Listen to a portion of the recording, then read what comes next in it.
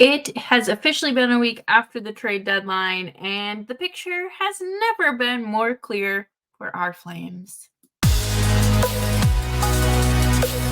You're Locked On Flames, your daily podcast on the Calgary Flames. Part of the Locked On Podcast Network, your team every day.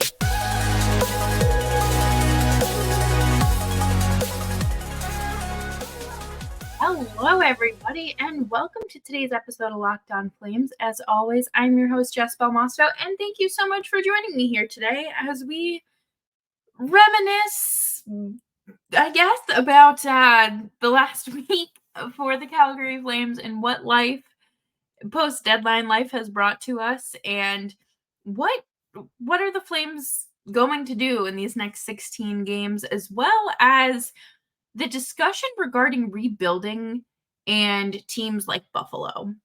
And because it is Friday, we are going to talk and name the winners and losers of the week. But before we do all of that, please make sure you're subscribed to Locked On Flames wherever you get your podcasts and on YouTube as well, because we are here for you Monday through Friday, 5 days a week, your team every day. So it has somehow only been a week since the NHL trade deadline, and I thought it had been much longer. I feel like this time of the season feels like it lasts forever when you're really just in like the last full month of regular season hockey. But now that we are a week removed from all of the deals, all of the dust has settled, we know what the Flames are, and it has become very clear what the rest of this season is going to look like. Prior to the game against Vegas last night, the Flames looked a mess. They looked like a team that had not played a lot of hockey together. And that's what they are. So it's, they're very, it's very clear that, they still have some room to grow. And like I said, it's only been a week at this point, but there was this slight possibility that this team was going to make, a run for the playoffs. And this last week proved that that is incredibly unlikely, and that's okay. I understand that there are two very different sides to where Flames fans want to be. It's either team tank or team make the playoffs. I would rather go out with some dignity in the regular season rather than be embarrassed by a true competitor. I think about the Daryl Sutter quote from 2 seasons ago when he said, oh, well, we don't want to play Colorado because whoever plays them is just going to get sent home in 4 games. That is what happened. Granted, the Flames did put up a fight against the Stars and kind of fell apart at home against the Oilers, but we can't change that. This team has not had a lot of time to play together, and that is why the defense kind of looks the way it does. It is very obvious that these players are still getting acclimated to their new team, to their new responsibilities, and this is the time for that to happen. We talk about it a lot on this show, but this is like a free trial time because the Flames are not making the playoffs. They have nothing to lose by letting these young kids play. It's just time to learn and get familiar with what is ahead of them for next season. And these remaining 16 games really allow them to kind of get the ball rolling in terms of chemistry. And that way, they're not just thrown into the mix next year all confused. And, well, at least we have that going for us, right? Dustin Wolf has been a constant storyline this season, and deservedly so. He has done very great through juniors, and of course in the AHL as well. 2-time AHL goaltender of the year. Just phenomenal underlying numbers, whichever way you look, no matter what year you look. And he is finally getting ice time now that Markstrom is injured. And we kind of figured he was going to see more time post deadline, either because Markstrom was going to get traded or because things were just going to allow for him to start more. And it's great that he did get to start against Vegas. You know, he did have to come in against Colorado and try to keep the Flames not even in the game, but just, you know, throw himself in front of a grenade for the team again and again and again. But the game against Vegas was not supposed to go that way. Everyone, I would say, predicted the Knights to win, the Golden Knights to win, because while they are the reigning Stanley Cup champions, the Flames are not and have not looked like a good team the last, you could say the whole season if you really wanted to, but in more recent time, they have not looked good. And I just fully expected them to get shelled. And Dustin Wolf held his own. I wasn't able to watch the first period. So when I saw that it was scoreless through 20, I had to rub my eyes and make sure I was seeing that right, that it was from the right game. And it wasn't like something I was imagining. But this win against Vegas, I'm sure, is a giant boost in for his confidence. You know, he before getting called up, he had lost 4 straight with the Wranglers, and that's tough. It's tough for anyone, but especially a guy that is trying to prove himself to make that jump and be the backup next year, or who knows, fully step into the starting role. But the game last night will have him standing a little taller. He'll probably have, like, you'll see that he's more confident. You know, like the posts that are like, if I won the lottery, I wouldn't tell anyone there'd be signs.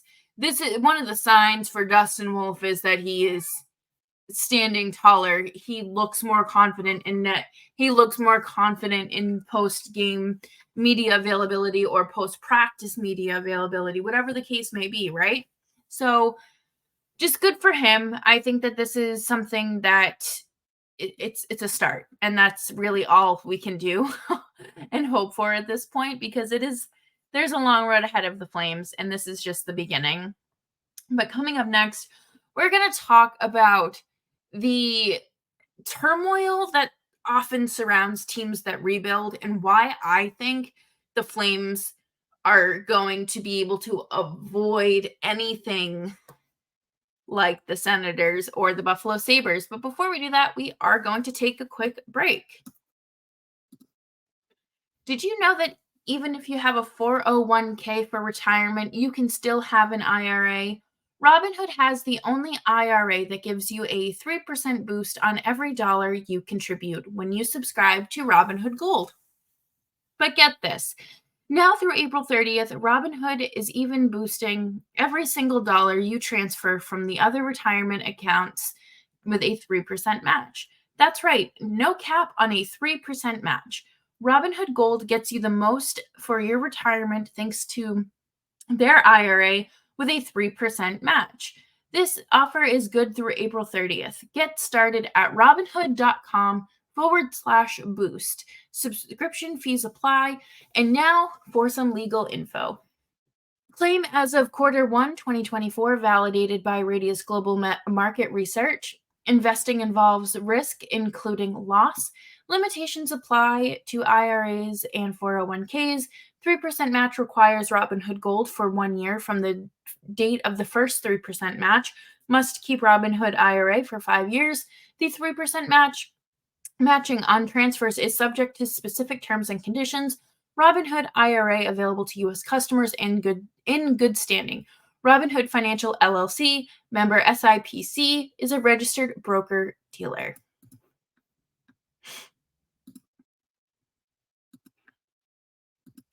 Thank you, everyone, for hanging out with me on today's episode of Locked On Flames. Make sure you're subscribed wherever you get your podcasts, as well as YouTube. If there is one thing I like to do, it is unpack, examine, and kind of gossip. So this is the segment for all of us. And I think when it comes to rebuilding, that is terrifying. That is a very scary word, and which is why front offices don't like to use it, because there is that connotation of, oh, we're going to be bad. Good players aren't going to want to sign here. It's going to be bad. I'm not going to want to spend my money on this team. And have I mentioned, it's going to be bad. And there's no timeline for a rebuild. There's absolutely no clear-cut directions. Like, you're not going to look on the back of a cake recipe box and find exactly what you're looking for. And this morning, I opened Twitter, and the first thing I see is something about how Flames fans just are automatically jumping to, well, we don't want to be Buffalo. And we've talked about that we literally talked about that yesterday on the show, how I said I do not want to be the Buffalo Sabres. And that's fine. I think that is a fair analysis. And I also think it's the same for the Ottawa Senators as well, because both have been in rebuilds for quite some time. I would say the Sabres have been there longer than the Senators. But with the Sabres, they have had so many things go wrong for them. I mean, you get Jack Eichel, right? And you only get Jack Eichel because you are a bad team. So you don't have all the parts that you need to be a successful team. And you're still not getting them. And then you have coaches that aren't what the team vibes with, and you have players that don't want to be there. And then the guy that you thought you were building your whole team and future around says, get me out of here because you won't allow me to have this surgery, which is, very fair and within his rights. So you have this, negativity because you're not winning. You're not attracting stars. Your captain is now requesting a trade. You strip him of the C while he's injured. And you go through coach after coach after coach, and nothing is changing. And now they're at a spot where they're drafting a little bit better, developing players a little bit stronger, and things seem to be trending in the right direction for them. But at their starting point, the vibes were not very good. They were kind of chaotic. And that's exactly what happened with Ottawa. Erik Karlsson requested a trade because his teammate and his teammate's wife, or more so than girlfriend, was harassing Erik Karlsson's wife and mocking her and really harassing her for the loss of their child and just being like a vicious human being, and probably should never have access to Wi-Fi ever, or like cell phone data ever again. But there was turmoil already there. And there were probably other things going on as well. That is just like the biggest thing that stands out in my head. And then you have ownership that, like, Eugene Melnyk did not like anyone. And he made that abundantly clear. If he did not like you, you weren't getting anything. So you have just like this disconnect. And, you trade Karlsson, Hoffman leaves, Mark Stone, Zabinajad, like all these players are leaving. And you don't necessarily have the foundation to build off of. And things continue to kind of spiral because you end up getting, later on down the road, like you end up getting sold or new ownership, whatever. But like the vibes were, and I hate just saying vibes because it sounds like such like a lazy way of explaining it, but like there was just a disconnect. And I feel like the Flames, number one, have too many pieces, like veteran pieces in place that they cannot move, that don't allow the Flames to become truly lost. They haven't lost the plot. Number one, yes, Gaudreau, Kachuk, and Hannafin leaving doesn't look great for any future U.S. players that they try to draft or trade for, right? But there were moving parts before this started, and like I feel like the Flames have always prided themselves on being this like very close-knit organization. And granted, I mean, we don't always know who's in our locker room, clearly, but for the most part, I feel like this organization is just like there is a solid foundation. There is a strong relationship between, you know, I'm not going to say ownership, but upper management to the coaching and with the players. And it extends, like, it's a mutual respect. This isn't just sort of like a, yeah, you're my boss, whatever. Hey, how are you? Sort of deal. It is very much a, we come to work, we're doing the best that we can, we're putting up a fight. And I don't think that the Flames can get to the point of where other teams have gone. They can always prove me wrong, but I feel like there is a very strong foundation underneath them, and they're a close-knit organization where, the parts that are coming and going aren't like from here on out aren't going to be those integral pieces. Like you're not going to see Michael Backlund stripped of the C and traded. You're not going to wake up and hear, Jonathan Huberdeau requesting a trade because he just doesn't want to be in Calgary anymore or things like that. Like there's enough like strength in the pillars. Like that's how I'm like picturing this as like these support beams. And I like what the Flames have going for them. While they seem defeated after these losses, the game against Vegas shows me that this isn't, the end. They are still going out there and trying. They're going out there and playing. While it's going to have to be, they're going to have to exude a lot more energy and effort. They're willing to do that. And they did.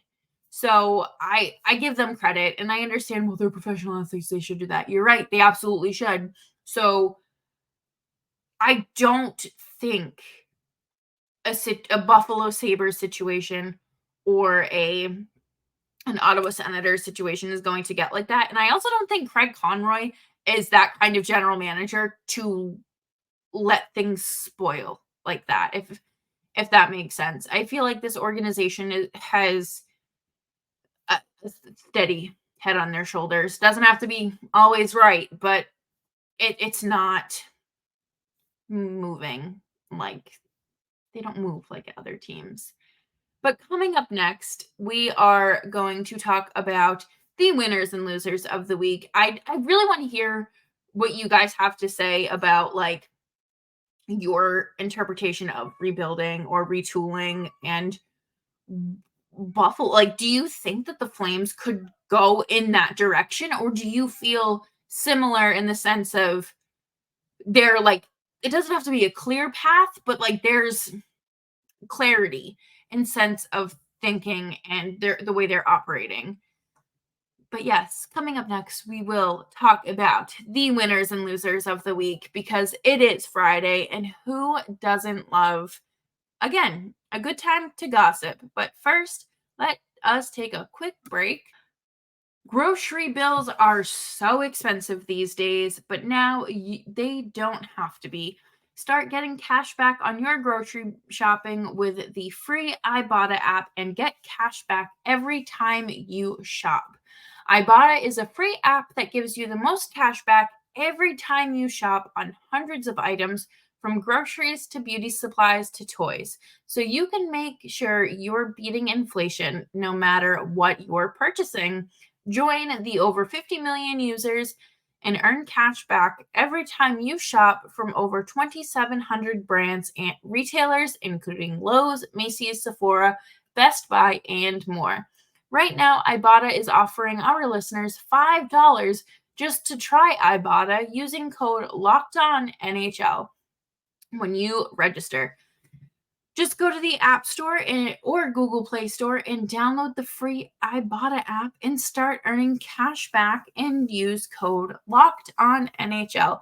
That's IBOTTA in the Google Play or App Store. And that's code LOCKEDONNHL.